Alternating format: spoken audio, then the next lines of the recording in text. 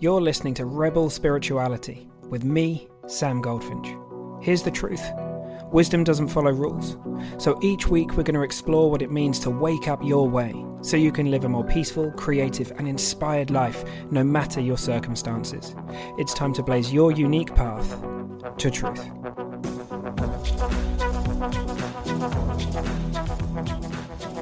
Hey my Rebel friends, a 30-second update from me. I have launched a service called A Walk with Sam, where you basically just book in to walk and talk with me for an hour on the phone, and we get out of the house, have a walk around the park or whatever. We can talk about anything you like, a topic from a podcast or a Substack. It could be something that you're struggling with. You can think of it as a coaching conversation or just the chat to kind of loosen things up and poke some holes in your story around something to see if something new and some new insight can come in. I'm going to release slots on Thursdays for the week ahead so that it works around my ever-changing and busy schedule. And a few of you have already booked in. I've loved them. And all the information and stuff is in the show notes if you're in any way interested in looking into that. Okay, that's it. I'll see you on the podcast. Hey friend, so this week we're talking about not making it into a big deal that we're a human, basically. Let's not make it a big deal that we get caught up in our thinking or that our moods go up and down or that we have a period where we maybe feel a bit anxious and then we feel high on life or perhaps we're in a funk for a bit. It seems to me that we've been taught to try and manage and fix and control and also understand the root causes of every mood that we happen to have. And I'm not saying there isn't a time to kind of understand, what's going on and all of that kind of stuff. But it just looks like a part of the human experience that we go up and down, no matter how much we've come to see, no matter how awake we are, no matter how much we've realized, wow, that's conditioning. I don't have to listen to that. That's not the ultimate truth of me. We have internal weather, but we don't often relate to it like weather. Like we realize that if you argue with the weather, if you fight with the weather, you're not going to get very far. Like you can go and stand outside with, with your umbrella in the pouring rain, and in the end, you're going to get wet no matter what. There's no point fighting with it. All right, you do the best that you can to keep yourself dry, and like trying to make the weather pass. Getting a fan out in the middle of a hurricane doesn't make it go any quicker. You're just going to get yourself in trouble, and so. It's kind of like we pile meaning on top of our internal weather. Perhaps we wake up one morning, we're feeling a bit low or something like that. Well, the moment we make it into a big deal, the mind starts making meaning out of it, right? It starts building a case, if you like, for what's going on. Why am I like this? It must be because of this. We start looking out into the world and start collecting and collating all these different reasons as to why we're a massive fuck up or why this is going to go wrong or all this kind of stuff.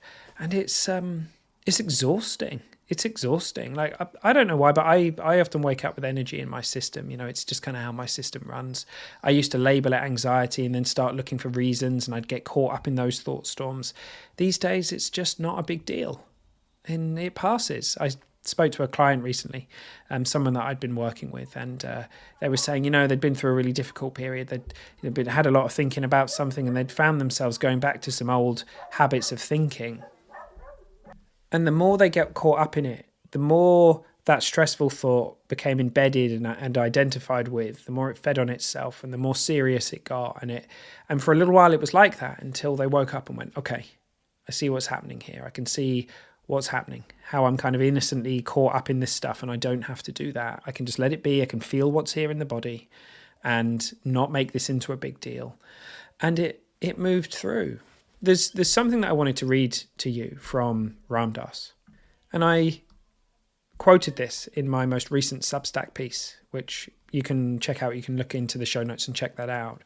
But so this is what Ram Dass said in an interview in 1990. Even after many years of psychoanalysis, after teaching psychology, working as a therapist, after taking drugs for many years, being in India, being a yogi, having a guru, meditating for 18 or 19 years now, as far as I can see, I haven't gotten rid of one neurosis, not one. The only thing that's changed is that while before these neuroses were huge monsters that possessed me, now they're like little schmoos that I invite over for tea. I say, oh, sexual perversity, haven't seen you in weeks. They're sort of my style now.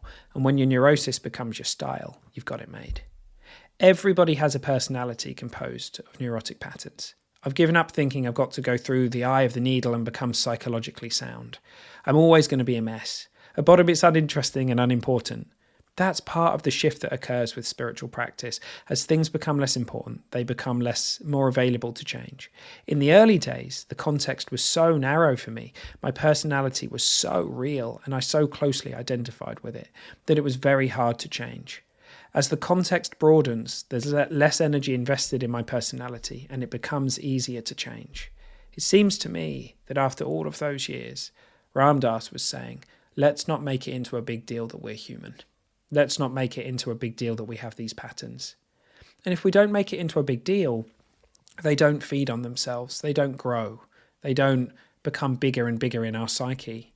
And I just think this is really important, because often if we're caught up for a minute, the innocent thing that we try to do is to try and get rid of that thing or manage that thing, or to try and go higher, to try and get ourselves back higher, to try and get rid of the discomfort or whatever it might be. But I think it's much more helpful to have come, well, for me, to have come to see that no matter what's going on, as moods go up and down, as things fluctuate, I always come back up. Rather than trying to stay up, it's just knowing that there will be an ebb and a flow. No matter what I see, this being human thing is a trip. We're always living in the feeling of thought. We're always living our life from the inside out. And we're also in the middle of this mad trip that is being human. And it's a mystery, and it's crazy. It's crazy, and it's amazing, and all that stuff. And so I think we want to just kind of go easy on ourselves and not make it a big deal that we have these moments every now and again. Just something to kind of experiment with. Is there something that you've been making a big deal recently? What would happen if you didn't? In my experience, when we leave things, they kind of move and dissipate in their own way. And if there is something that needs attention, it will let us know. It will let us know. But very often the energy that we've been feeding, the seriousness, the big deal energy that we've been putting in there, is actually the very thing that the mind is feeding on. Go and have a beautiful day. I'll see you soon.